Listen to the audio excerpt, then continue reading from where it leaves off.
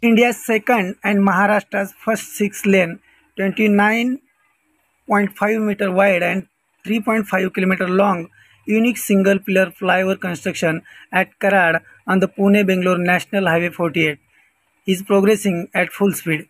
So far, 55% of the installation of segments, one segment of 125 tons, has been completed on this flyover. At present, the work of this flyover is going on two places on the highway. Installation of 697 segments on 52 pillars has been completed at both locations.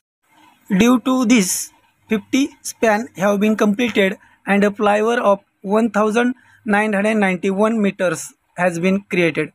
Installation of the first segment of the flyover began on 2nd October 2023, said DP Jain Company's Vice President Pradeep Kumar Jain.